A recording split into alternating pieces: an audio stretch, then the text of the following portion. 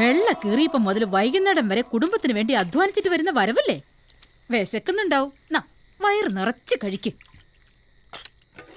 അവിടെ ഇരുന്നോണം, അല്ലെങ്കിൽ ഇതും കൊണ്ട് ഞാൻ കീറിക്കിട്ട് കുത്തും.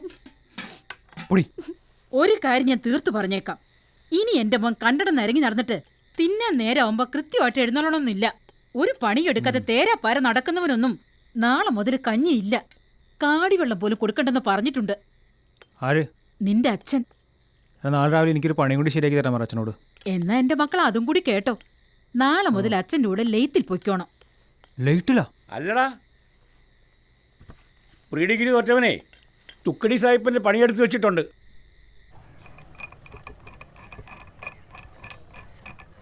അല്ല, ചെക്കൻ ഇപ്പൊ ആശാന്റെ കൂടെയാണോ പണി? ആ, പഠിത്തത്തിന് ഗുണം കൊണ്ടേ ഇപ്പൊ ഇവിടെ പണി. നമ്മൾ എന്തൊക്കെ സ്വപ്നം കണ്ടാലും ദൈവം ഓരോന്ന് തീരുമാനിച്ചിട്ടുണ്ടാവും. ഓരോരുത്തരുടെ കയ്യിലിരിപ്പിനെ ദൈവത്തിന് കുറ്റം പറയുന്നത് എന്തിനാ? അല്ല, ഞാൻ പറഞ്ഞതേ ഉള്ളൂ. തീർത്തങ്ങ് ഉപേക്ഷിക്കുന്നതിന് മുമ്പ് എങ്ങാനും പദം വരുമോയെന്ന് ശ്രമിച്ചു നോക്കിയേക്കാം. പിന്നെ നമുക്കൊരു കുറ്റബോധം വേണ്ടല്ലോ. നീ ടൗണിൽ പോയി ശകലം ഡീസൽ വാങ്ങിയിട്ട് വാ. ഡീസലിന് ഇപ്പം എന്നാ വില? ഓ, 6 രൂപ 10 പൈസ. ആ സൈക്കിൾ എടുത്തോ.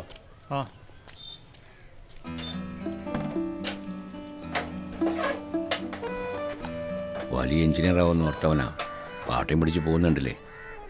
ഈ ലൈറ്റെങ്കിലും മര്യാദയ്ക്ക് നോക്കി നടത്തിയാൽ മതിയായിരുന്നു എൻ്റെ പ്രാർത്ഥന.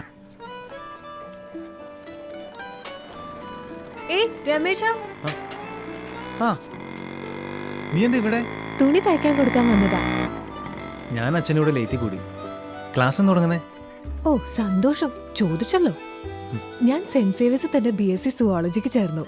നാളെ ക്ലാസ് തുടങ്ങും. മോളെ തയ്ച്ചു കിട്ടിയിട്ടുണ്ട്, വാ പോവാം. അമ്മ, ഇത് രമേശൻ, എന്റെ കൂടെ സ്കൂളിൽ പഠിച്ചേ. ആ, ഓർമ്മയുണ്ട്. മോനിപ്പോ എന്താ പഠിക്കുന്നത്? രമേശിന് അടുത്ത വർഷം എഞ്ചിനീയറിംഗിന് ചേരാനേ ഈ വർഷം പ്രാക്ടിക്കൽ എൻട്രൻസ് കോച്ചിങ്ങിന് ചേർന്നിരിക്കുക.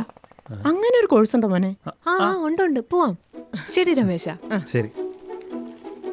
നാളെ കോളേജിൽ പോകുന്ന നേരം ബസ് സ്റ്റോപ്പിൽ കാണാം. പോട്ടെ. പോവാമേ. നിനക്കോ എൻട്രൻസ് കോച്ചിങ്ങിന് ചേരായിരുന്നു. വലിയ ഡിഗ്രിക്കാരൊക്കെ ആകുമ്പോ നമ്മളൊക്കെ മറക്കോ? പോടാ, അടുത്ത തവണ PDC എഴുതിയെടുക്കണം, എന്നിട്ട് ഡിഗ്രിക്ക് ചേരണം.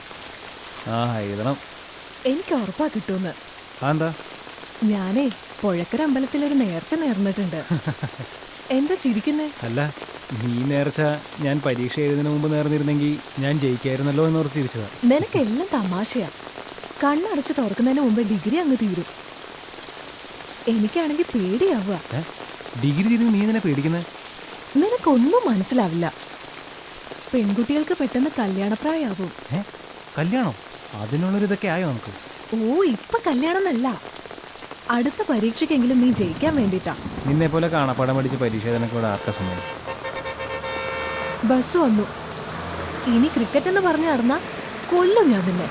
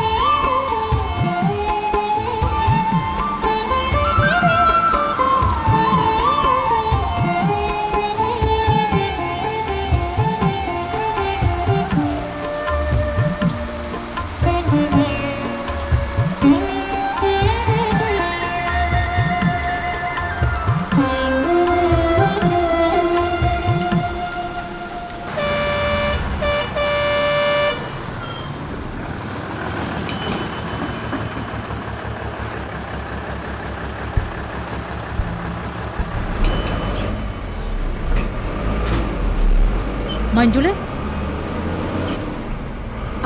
അമ്മായി. എന്താ മോളെ വിശേഷം? സുഖം. മോളുടെ പഠിത്തമൊക്കെ കഴിഞ്ഞോ? MSc കഴിഞ്ഞു.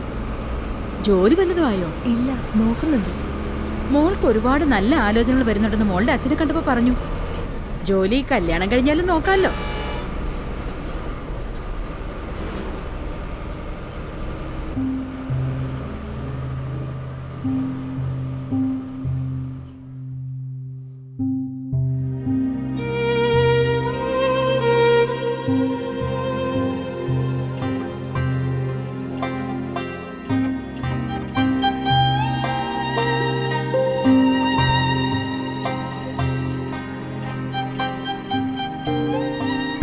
നിർത്ത് ആളിറങ്ങണം. മോളെന്തിനാ ഇവിടെ ഇറങ്ങുന്നേ? എനിക്കിവിടെ ഒരാളെ കാണാനുണ്ട്.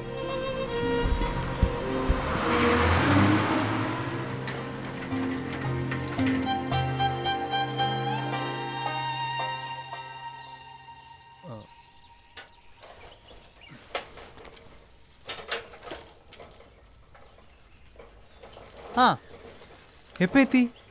കൊള്ളാലോ സാരി.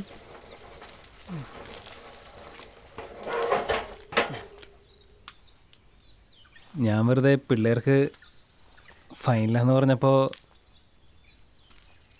പിന്നെ പഠനമൊക്കെ നന്നായിട്ട് പോകുന്നുണ്ടല്ലോ അല്ലേ? എനിക്ക് വീട്ടിൽ ആലോചന നടക്കുന്ന കാര്യം അറിയാമോ?